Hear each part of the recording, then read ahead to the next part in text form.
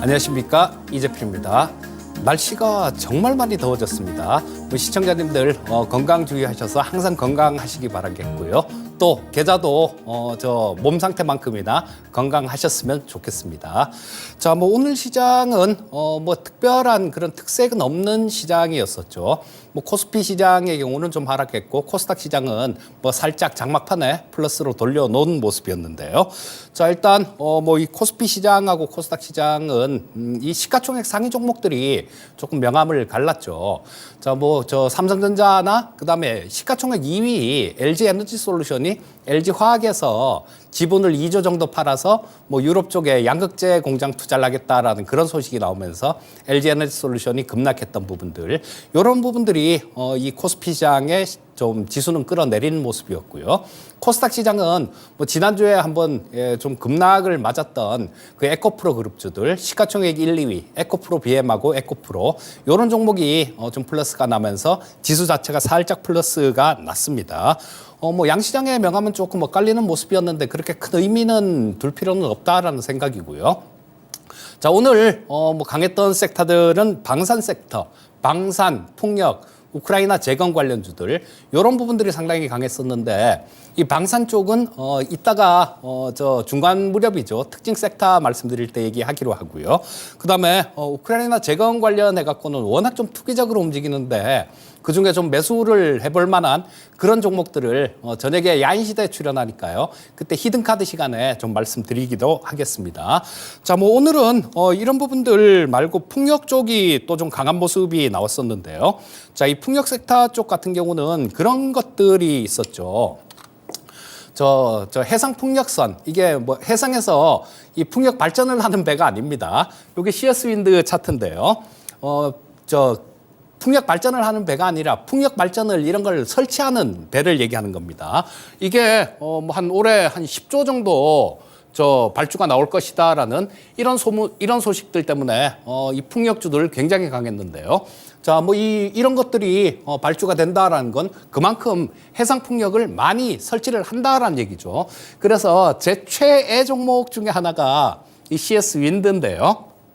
계속 좀 이때도 말씀을 드리고 이때도 말씀드리고 계속 좀 말씀을 드렸던 종목이에요. 우리 조카 얘기하면서 말씀을 드렸던 종목이죠. 자, 52주 신고가를 돌파했는데요. 우리 이 다른 사람들이 몰려다니는 쪽, 이런 쪽에 너무 몰려다니시면 실 필요는 없습니다. 자, 남들이 가지 않는 귀향길에 꽃밭이 있다라는 그런 증시 격언도 있어요. 자, 너무 몰려다니고 이쪽으로 좋아하는 쪽 이렇게 몰려다니다 보면 주식의 본질을 보질 못합니다. IRA 전기차, 2차 전지 배터리, 소재 이런 쪽도 수혜를 받겠지만요.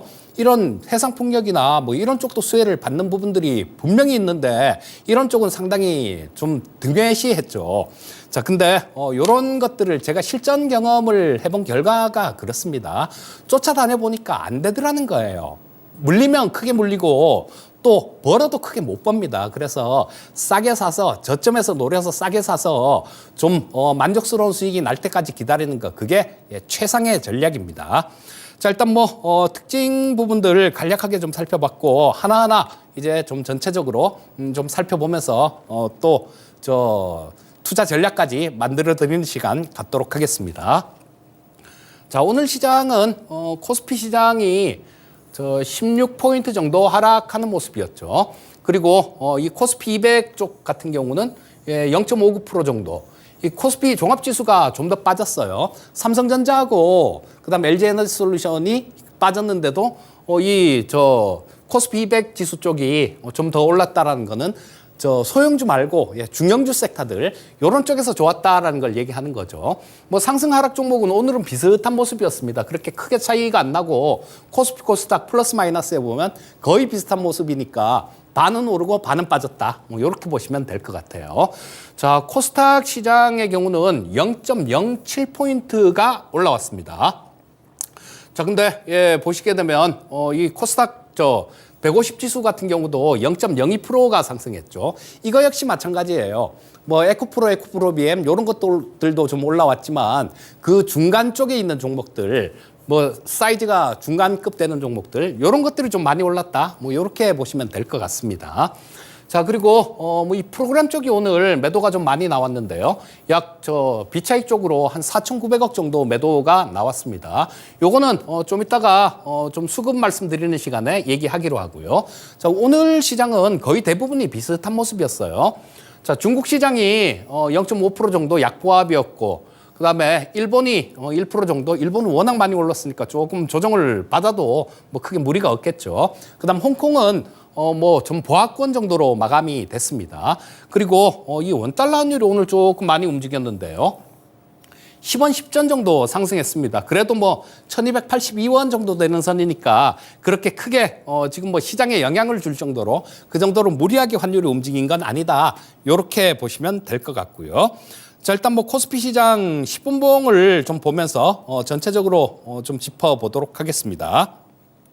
자, 코스피 시장도 그렇고 뭐 코스닥 시장도 마찬가지 움직임이었었죠, 오늘.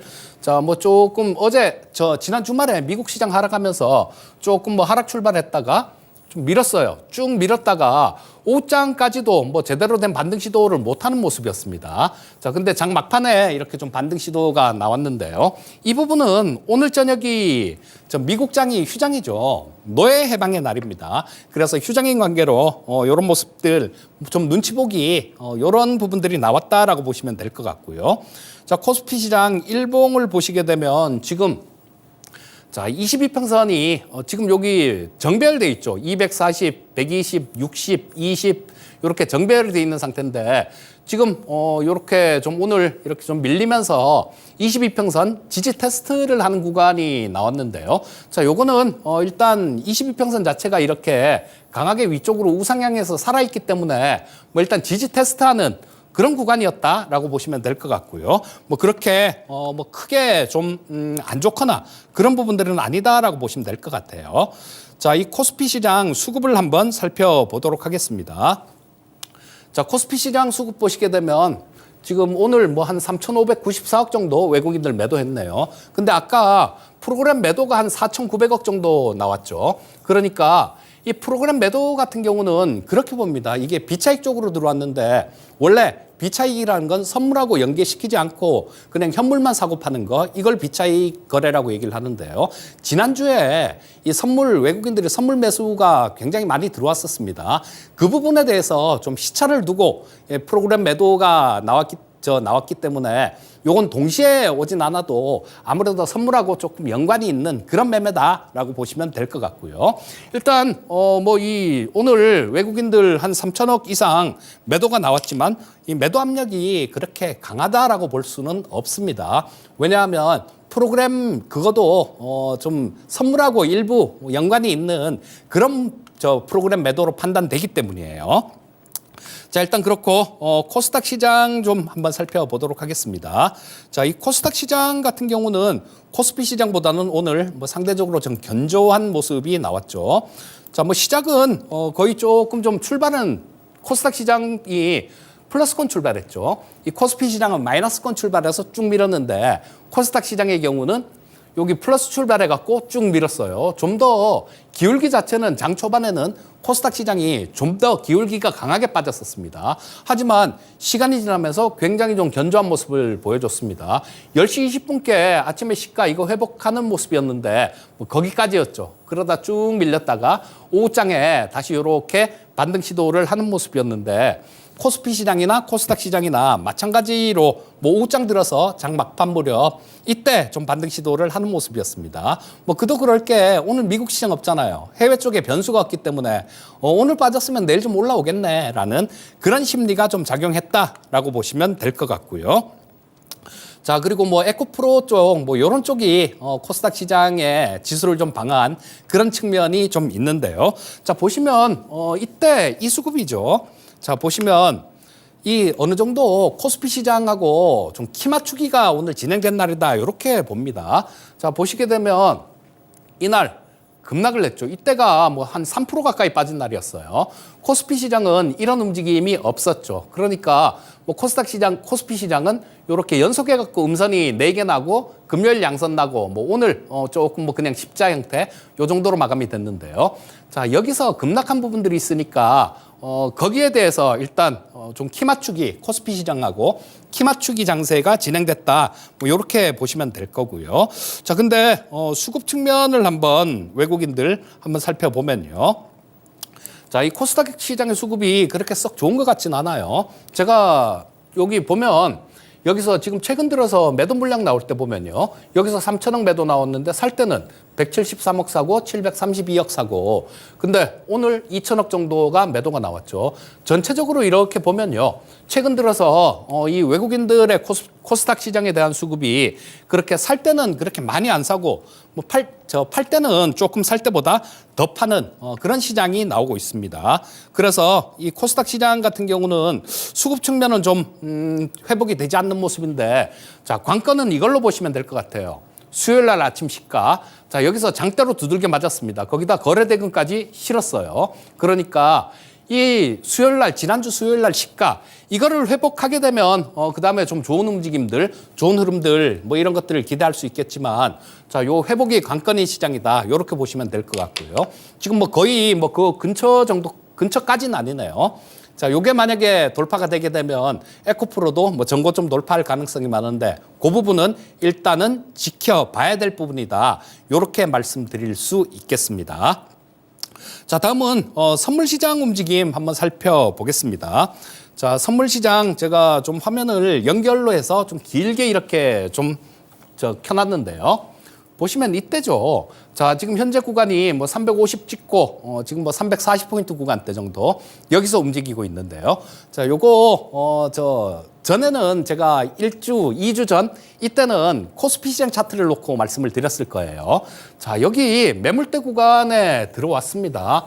작년 여기 1월 달부터 시작해 갖고 5월 달까지 이쪽에서 한참 이렇게 횡보한 그런 자리가 있어요. 그 자리가 340포인트에서 360포인트 정도가 됩니다. 자, 여기서 이렇게 거래가 많이 오래됐다라는 거는 그만큼 이쪽을 돌파하기 위해서는 뭐 많은 매물대를 통과해야 된다라는 그런 부담이 있다라는 거예요. 그래서 지금 현재 뭐 움직임 보시게 되면 여기서 왔다 갔다 하는 모습입니다. 그렇다고 코스피 시장하고 마찬가지로 22평선 자체가 살아있는 모습이에요, 지금. 22평선 자체가 살아있는 모습이 나오기 때문에 여기서 뭐 급락을 한다거나 그런 모습이 나오지는 않을 겁니다. 자, 그래서 일단 선물 시장의 수급도 한번 살펴보겠습니다.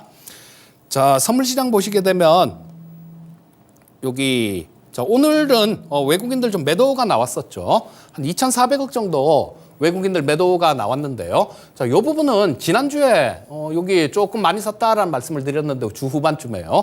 자, 3천억, 8천억에다가 한 9천억 좀 넘는 1조까지는 안 되고요. 9천억 좀 넘는 그 정도 매수가 들어왔는데 이 물량의 일부가 오늘 매도로 나온 거다. 이렇게 보시면 될 거고요. 자, 요거는 이 2,400억 정도 매도를 하면서 미결제 확정이 그렇게 늘지가 않았습니다. 크게. 그렇기 때문에 좀 이거는 이 물량에 대한 청산 물량이다. 그리고 아까 말씀드렸듯이 그 프로그램 매도도 좀 나온 부분들이 있기 때문에 이 선물 매수에 대한 해지성 뭐 그런 걸로 보시면 될 것 같아요. 자, 역시 선물 시장도 역시 마찬가지로 좀 이 하락 압력 자체는 그렇게 크지는 않은 모습입니다. 자, 지금 시간이 조금 이렇게 걸린다라고 생각을 하시면 될 것 같고요. 자, 오늘 특징 섹터 한 가지 좀 말씀을 드리면 방산주 쪽을 좀 말씀을 드리고 싶어요. 자, 제가 오늘은 조금 좀 자세하게 좀 설명을 드리려고 앞에 부분들을 조금 빨리 진행을 했습니다. 자, 방산주는 실적하고 성장성 이런 거를 동시에 겸비한 그런 섹터다라고 볼 수 있을 겁니다. 그리고 이 우크라이나 전쟁이 터지면서 뭐 유럽 폴란드 쪽이 우리나라 무기를 가장 많이 이렇게 구매를 하고 있죠. 자, 그런데 왜 구매를 할까요? 아무리 나토 회원국이라고 하더라도 위협이 생긴다라는 거예요. 뭐 이게 어떻게 될지 모르겠다라는 겁니다. 그래서 자주 국방에 대한 그런 욕구가 굉장히 강해졌습니다. 자, 우리나라가 어떤 나라입니까? 전 세계에서 유일하게 분단돼서 뭐 1950년에 전쟁 터지고 난 다음에 6.25 전쟁이 마무리되고 정전으로 가고 난 다음에 거의 뭐 반세기 훨씬 넘죠. 거의 뭐 70년 이상을 남북 간의 대치 상태로 그렇게 지내온 나라입니다. 그래서 우리나라가 무기 개발할 때는 다 그렇게 한 거예요. 실전용으로 뭐 지금 여차하면 북한하고 싸워야 되니까 실전용으로 만들 수밖에 없었습니다. 그리고 또 우리나라 같은 경우는 지형적인 특성도 있죠. 지형적인 특성이 동쪽은 뭐 산이 많잖아요. 서쪽은 평야가 많고 그렇기 때문에 산악이든 어디든 평야든 이런 데서 전천후로 기동할 수 있게끔 그렇게 무기 개발을 했다라는 겁니다. 또 이 저 방사선을 구매하는 쪽에서 가장 어려운 부분들이 뭘까요? 뭐 가격이죠. 뭐 전차 한 대 몇십억씩 이렇게 하고 그다음에 뭐 전투기는 몇백억, 비싼 건 몇천억 이렇게 하는 것도 있죠.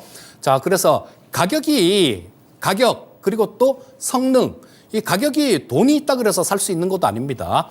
사우디아라비아가 미국한테 삐진 이유 중에 하나도 그런 거예요. 미국이 F-35를 사우디에서 살려고 했는데요. 야, F-35 못 팔아. 그랬습니다. 니들한테 못 팔아. 이랬습니다. 그래서 그거에 삐진 이유 중에 하나도 이런 게 되는 건데요. 자, 그런 거는 성능이죠. 그리고 AS 측면, 방산 쪽이 슈퍼 을이라 그래요. 뭐냐 하면 우리나라도 전투기 같은 것들, 이런 것들을 들여왔을 때 어떤 조그만 부품 하나, 뭐 이거 고장나면, 조그만 고장나면 부품 하나만 갈면 되는 부분들이요. 이런 부분에 대해서, 예, 뭐 그냥 뜯어보질 못하게 합니다. 뜯어보면 뭐 그거 다 기술 유출이다 뭐 이렇게 될 수 있으니까. 그래서 그쪽이 완전히 슈퍼갑인 게, 야, 우리 석 달 있다 갈게. 그럼 석 달 기다려야 돼요. 야, 6개월 있다 갈게. 그럼 6개월 기다려야 됩니다. 그런데 우리나라는 그렇게 하지 않았어요. 뭐 가격 같은 경우도 마찬가지입니다. 우리 최근에 폴란드에 수출한 하나에어로스페이스의 천무 다련장 로켓포만 하더라도요. 미국이 우크라이나에 하이마스라는 다련장 로켓을 지원을 했는데요. 이거보다 가격이 훨씬 낮습니다.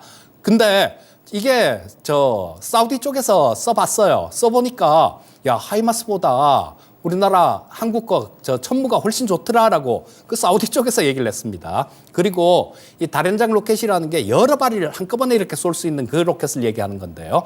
뭐 쏠 수 있는 거 그것도 2배가 넘습니다. 거기다가 그러면 뭐 가격 훨씬 싸고 성능 훨씬 좋죠. 우리나라는 AS도 잘해줍니다. 자, 그렇기 때문에 이 K방산에 대한 수요는 계속 늘어갈 수밖에 없고요. 하나에어로스페이스에 대해서 좀 말씀을 드리면 이거 지난주 월요일 우리 야인시대 때 제가 종목 추천하는 프로는 거의 출연을 안 하는데 야인시대 하나 있죠.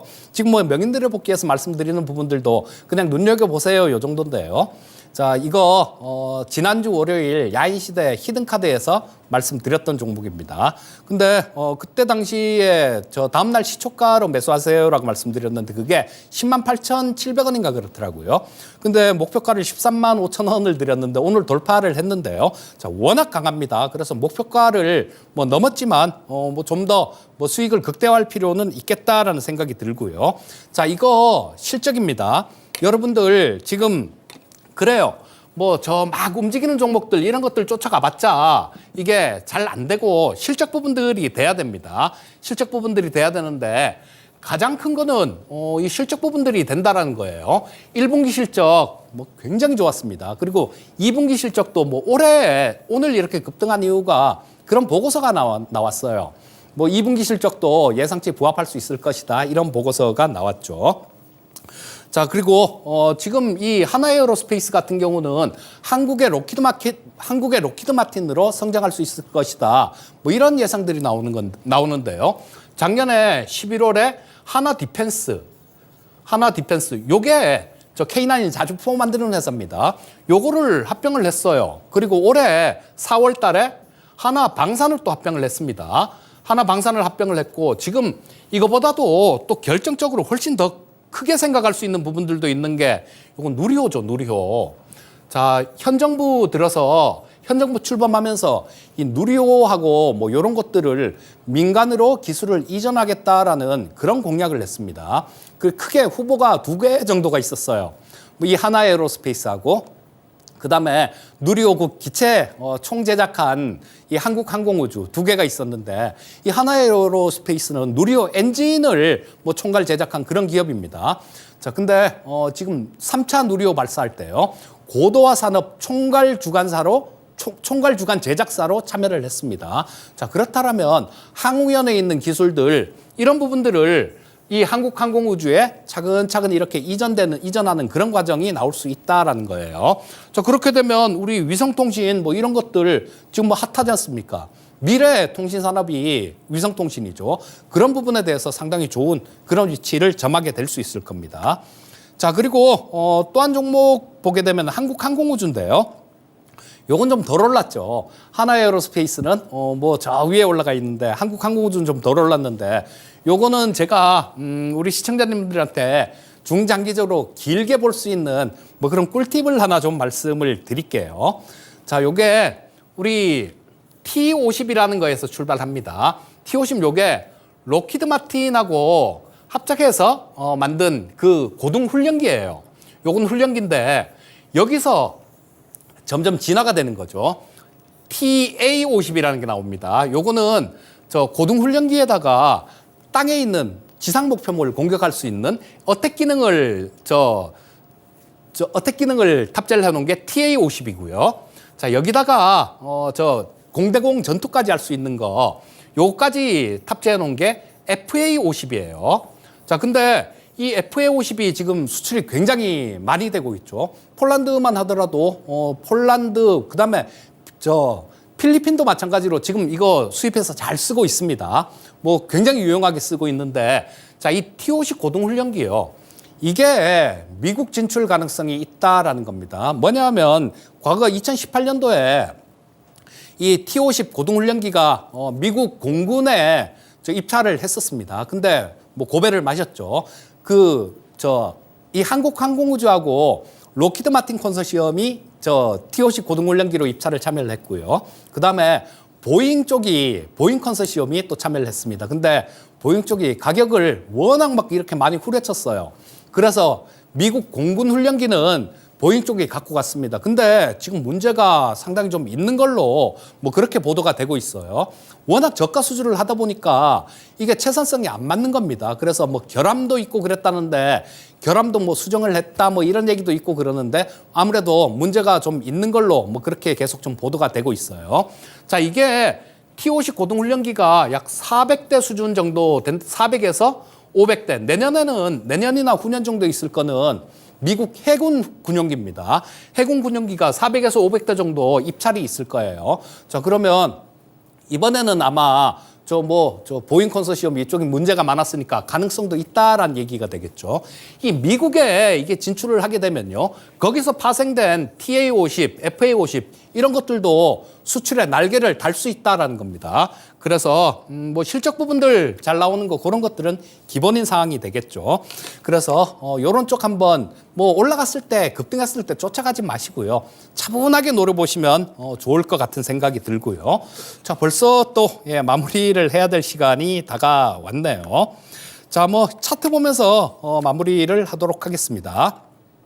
이번 주에 가장 좀 시장의 관심사로 작용할 수 있는 거는 목요일, 우리 시간으로 수요일 저녁, 목요일 저녁. 수요일은 파월 의장의 하원 청문회가 있고요. 그 다음에 목요일은 저 상원 청문회가 있습니다. 자, 근데 여기서 파월 의장이 어떤 얘기를 할지 그게 아마 거기에 시장의 관심이 조금 집중되고 있는 것 같고요.